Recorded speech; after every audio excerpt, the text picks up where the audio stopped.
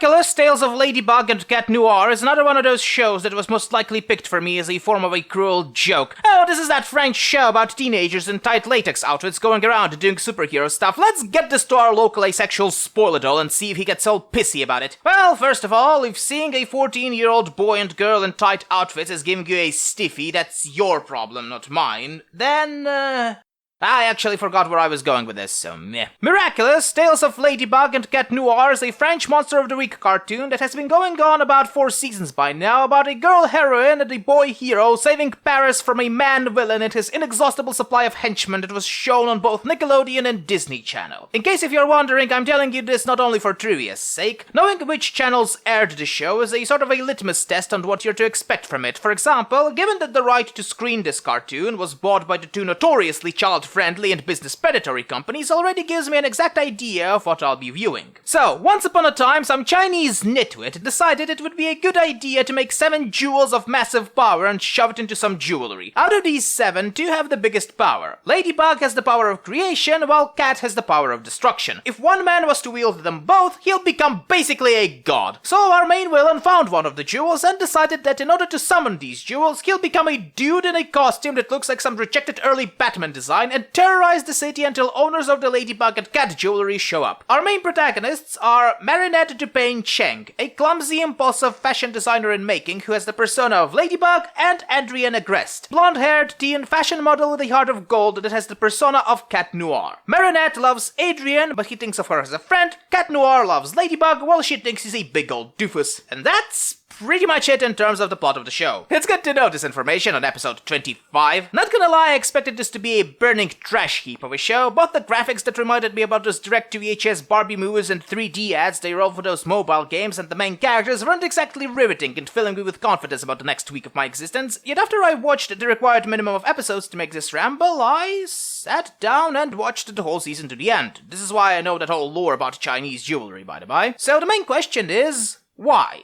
And, well, because the show is entertaining to watch. See, when you're doing a cartoon in one of the most tried and tested genres out there, you need to either try winning other people the show's personality or show's gimmick. Miraculous goes for the first one, with the banter between heroes, villains, and other being predictably generic, yet also really fun to listen to. Each episode is really easy to understand. The villain turns a person into a themed villain, our heroes defeat it, sometimes barely, giving the show the required tension, and there is a moral at the end about something the episode was talking about. There is continuity to the show's episodes, while at the same time keeping every episode relatively self-contained, making it really easy to just start watching the show whenever and still have a solid grasp on what is happening. Hell, the official beginning of the show's plot was shown only in episode 25 to 26 respectively. The character design also straddles that thin line between looking relatively cool and absolutely fucking goofy. The graphics aren't exactly my cup of tea, but they grew on me relatively quickly and also kinda gotten better throughout the show. The music is forgettable on its own, but the opening theme song is actually pretty damn decent and catchy. Overall, I can recommend Miraculous. While this is most definitely not the type of show that will have a large audience, it probably will fill the same spot as Witch, or Atom, or My Life as a Teenage Robot. A moderately successful, fun show to watch that'll have a lot of merch, and some person will make a porn game out of it.